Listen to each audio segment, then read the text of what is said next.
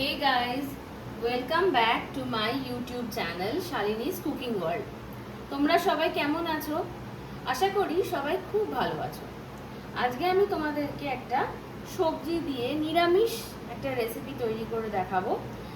আর সেই রেসিপিটার জন্য আমার লাগছে, দেখো এখানে বেগুন, আলু আর বিট, এই তিনটে দিয়ে আমি একটা ভাজি, মানে বেগুন, আলু আর বিটের ভাজি তৈরি করে তোমাদেরকে দেখাবো। চলো তাহলে শুরু করি। প্রথমে আগে সবজিগুলো সব কেটে নিই, তারপরে রান্নাটা বসাবো।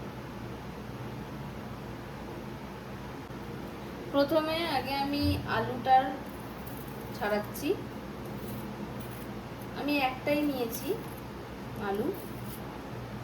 সব সবজি কেটে নেওয়ার পরে যদি মনে হয় যে পরিমাণে কম হয়ে যাচ্ছে, সেক্ষেত্রে তখন আর একটা আলু আমি দিয়ে দেবো। আগে আগে একটা আলু আমি কেটে নিই। প্রথমে খোসাটা ছাড়িয়ে নিয়ে তারপরে এটাকে সরু সরু করে কুচি করব। দেখো গাইজ, আলুটার খোসা আমি কিন্তু পুরো ছাড়িয়ে নিয়েছি। এবার এটাকে আমি সরু সরু করে কুচি করে নিচ্ছি।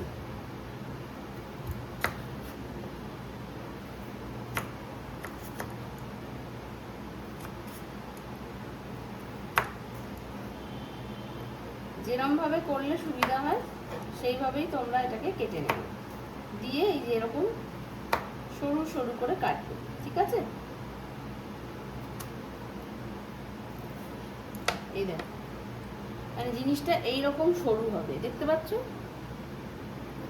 এই দেখো, এই যে এইরকম সরু সরু হবে, ঠিক আছে? তো এইভাবেই গোটা আলুটাকে আমি সরু সরু করে ফার্স্টে কুচিয়ে নেব। গাইজ দেখো, আমি ওই একটা আলু এই যে সরু সরু করে কুচিয়ে নিয়েছি। আমি একটা বাটির মধ্যে এটা তুলে নিচ্ছি, ধুয়ে নেব। ধোয়া তো হয়নি, আমি জাস্ট কুচিয়েছি খোসাটা ছাড়িয়ে। ভাজার যেরকম ভাজি বললাম না, মানে ভাজার আলু যেরকম হয়, এই যে ঠিক সেরকমই দেখো আমি এটা করে নিয়েছি, ঠিক আছে?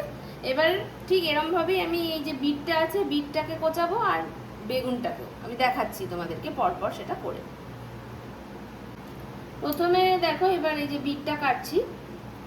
বিটের এই ওপরের থেকে আর নিচের থেকে এখানে খুব মাটি থাকে, এগুলো কেটে আগে ফেলে দিলাম।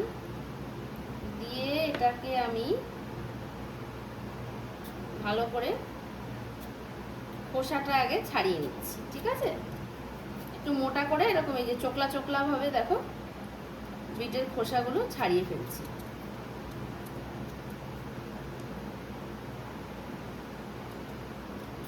দেখো গাইজ, আমি পুরো খোসাটা ভালোভাবে ছাড়িয়ে নিয়েছি, ঠিক আছে? মোটা মোটা করে এই যে এরকম করে করে সব খোসা বিটটা ছাড়িয়ে ফেললাম। এবারে বিটটাকে ওই সেম যেরকম আলু কেটেছি সেরকমভাবে সরু সরু করে কেটে নেব। কেটে নিচ্ছি। লম্বা করতে হবে, কিন্তু অত লম্বারও দরকার নেই, তাই আগে মাঝখান থেকে এরকম দুভাগ করে নিলাম।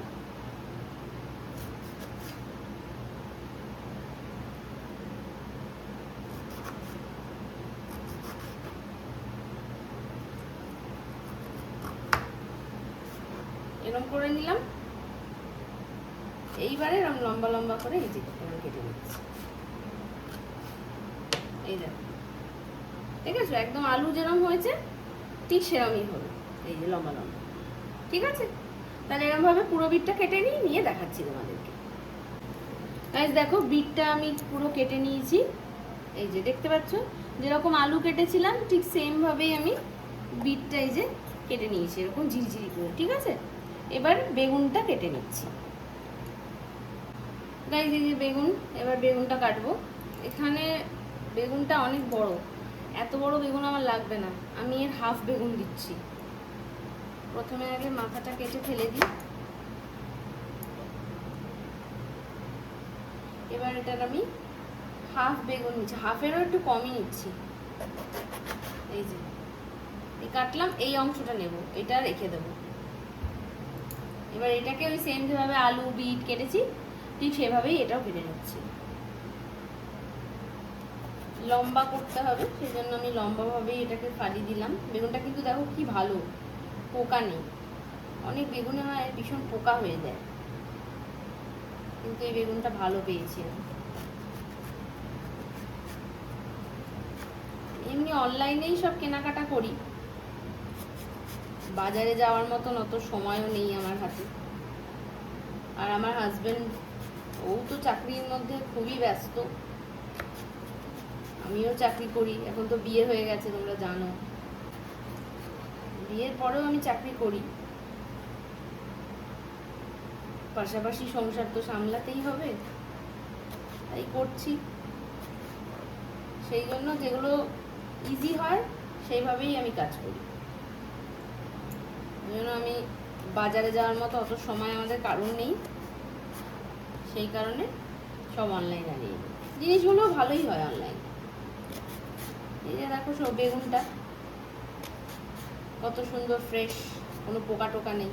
অনেক সময় বাজার থেকে দেখে কিনলেও বেগুনে পোকা হয়ে যায়। আসলে সবজির ভেতরে কি আছে সেটা তো বাইরে থেকে বোঝা সম্ভব না, তাই অনেক সময় হয়ে যেতে পারে, বাট কি আর করা যাবে। কথা বলতে বলতে দেখো আমার বেগুনটা কাটা হয়ে গেল, দেখছো? এরকম লম্বা করে কেটে নিলাম। এবার আমি আলুটার মধ্যে এই বেগুনটা রেখে দিচ্ছি। এবার সব ধোবো, ধুয়ে নিয়ে তারপরে রান্নাটা শুরু করব।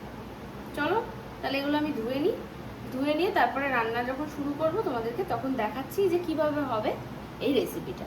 ওকে গাইস, দেখো আমি এবার রান্নাটা শুরু করে দিচ্ছি। সমস্ত সবজি তো কেটে নিয়েছি, তোমরা দেখেছো। এবার রান্না শুরু করব, তার জন্য দেখো গ্যাস আমি জেলে দিয়েছি আর বসিয়ে দিলাম একটা ফ্রাই প্যান। আমি এর মধ্যে ভাজিটা তৈরি করব। ফ্রাই প্যানটা বসিয়ে নিয়েছি, জাস্ট ফ্রাই প্যানটা একটু গরম হয়ে গেলেই তারপর ফার্স্টে আমি এর মধ্যে দিয়ে দেবো তেল। গাইস, প্যানটা কিন্তু গরম হয়ে গেছে, তো আমি এবার এর মধ্যে পরিমাণ মতো আগে তেলটা দিয়ে দিচ্ছি। যেহেতু ভাজি, তো সেই কারণে তেলের পরিমাণটা একটু বেশি লাগছে। এইরকম দিলাম, এর থেকে বেশি আর দরকার নেই, এটাতেই হয়ে যাবে। এবার তেলটা গরম হোক ভালো করে, তারপর প্রথমে আমি এর মধ্যে বিটটা ছেড়ে দেবো, কারণ বিট যেহেতু একটু শক্ত হয়, ভাজতে সময় লাগে, সেই কারণে আমি ফার্স্টে বিটটা দেবো গরম তেলে। তাই তেলটা আগে ভালোভাবে গরম হয়ে যাক। ফ্রেন্ডস দেখো, গরম হয়ে গেছে, তেল দেওয়ার পরে এই যে ভালোই তাপ উঠছে বুঝতে পারছি। তো এবার আমি প্রথমে এর মধ্যে বিটটা ছেড়ে দিচ্ছি।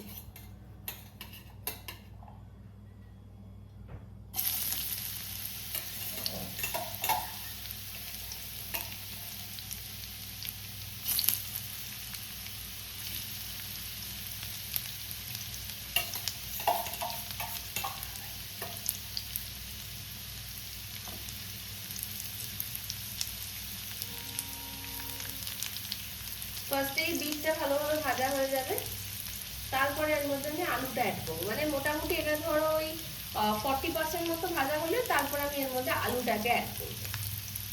এটা ভাজা হোক।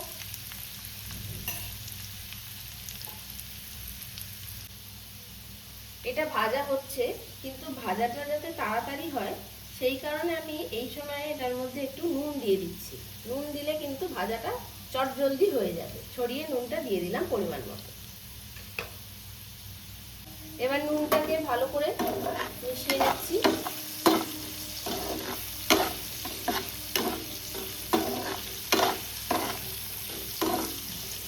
লো ফ্লেমে কিন্তু আমি এটা করছি, বেশি হাই যদি ফ্লেম দিয়ে দেওয়া হয় তাহলে এটা ভাজাও হবে না, এদিকে পুড়ে যাবে।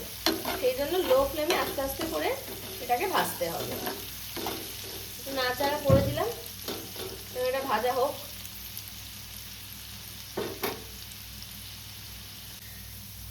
গাইস দেখো, বিটটা মোটামুটি আমি যেরকম বললাম যে খানিকটা কিন্তু ভাজা হয়ে গেছে। তো এবার আমি এর মধ্যে আলুটা ছেড়ে দিচ্ছি।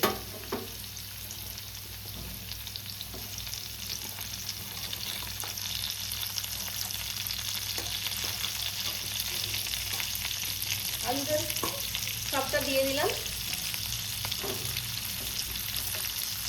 একটু নেড়ে দিই।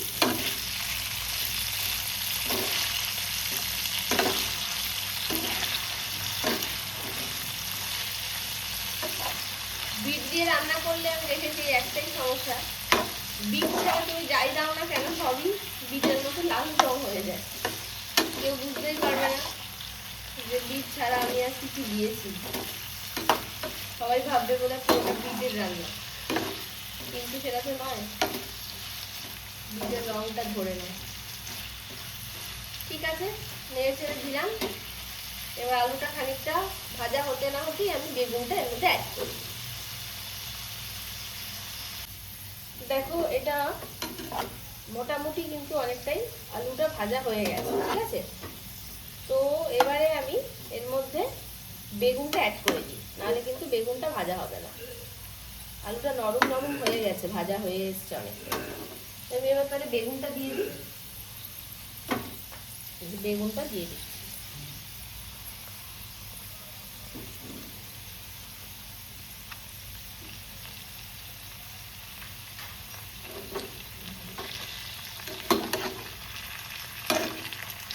বেগুনটা আমার লম্বা লম্বা করেই কেটে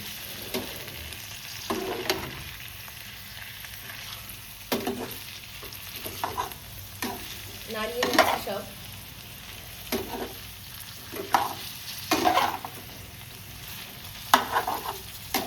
বেগুনটা একটু বড় রাখার কারণ হচ্ছে এমনি বেগুন খুব নরম হয়ে যায়, মানে খুঁজে পাওয়া যায়, আর সেই এটাও হয়ে যাবে আমি জানি।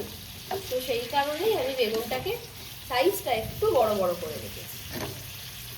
ভাজা ভাজাটা হোক এবার বেগুনটাও।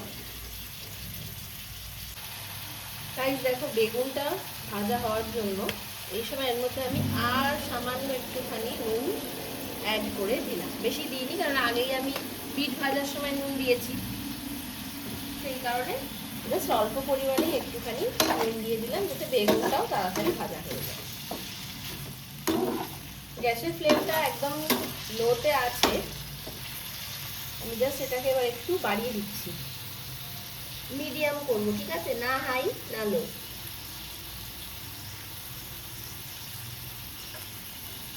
দিয়ে এবার আমি সব সবজিগুলোকে ভালো করে নাড়াচাড়া করে দিচ্ছি, একটু তাড়াতাড়ি ভাজাতে হয়। মনে করলে এই সময় তোমরা চাপাও দিতে পারো, চাপা দিয়েও করতে পারো, তাহলে আরো তাড়াতাড়ি হবে, কিন্তু আমি আর চাপা দিচ্ছি না, এইভাবেই ভেজে দিচ্ছি। এই সময় আমি এর মধ্যে একটু ফ্লেভারের জন্য চিনি অ্যাড করে দিচ্ছি, অতিরিক্ত নয়, জাস্ট এই যে এইটুকু, আর একটু দিই সামান্য, এটা চিনি দিলে খেতে ভালো লাগবে।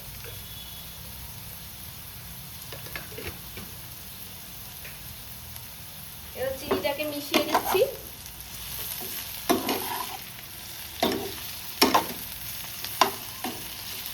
ভাজা মোটামুটি হয়ে এসছে, বেগুনটা আর একটু হলেই নামিয়ে দেবো।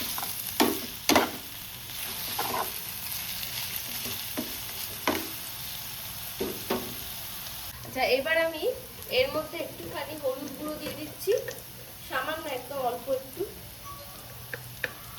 এই যে এইটুকুনি হলুদ গুঁড়ো দিলাম, আর একটুখানি আমি এর মধ্যে লঙ্কার গুঁড়ো অ্যাড করে দিচ্ছি, জাস্ট ঝালের জন্য আমি লঙ্কার গুঁড়োটা দিচ্ছি, অতিরিক্ত কিন্তু না, এই যে সামান্য পরিমাণে, ঠিক আছে। এবার এগুলো ভাজা ভাজা হবে একসাথেই। এই সময় আমি এর মধ্যে একটুখানি জল অ্যাড করে দেবো,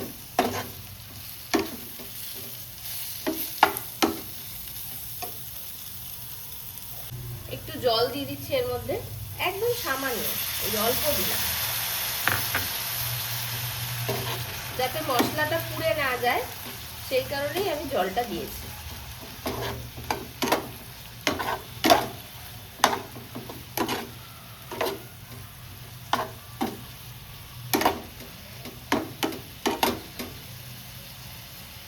এটা তো ভাজা হচ্ছে, এর মধ্যে আমি এবার একটু পোস্ত দেব।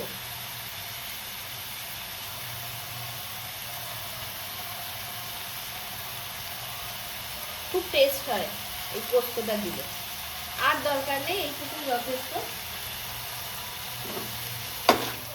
এবার পোস্তটাকে মিশিয়ে দিচ্ছি। পোস্তটা মোটামুটি এই সময় দিয়ে দিলাম, তার কারণটা হচ্ছে যে পোস্তটা একটু ভাজা ভাজা হয়ে যাবে, তাহলে সেটা মানে এই যে আমি এই সময় না দিয়ে পরে দিতাম তাহলে কাঁচা থাকতো আর মুখে পড়তে সেটা ভালো লাগবে, সেই জন্যই আমি পোস্তটা এই সময় অ্যাড করে দিয়েছি। এর ফলে পোস্তটাও ভাজা ভাজা হয়ে যাবে। ব্যাস এবার এটা মোটামুটি ভাজা হয়ে গেলেই কিন্তু রান্নাটা রেডি।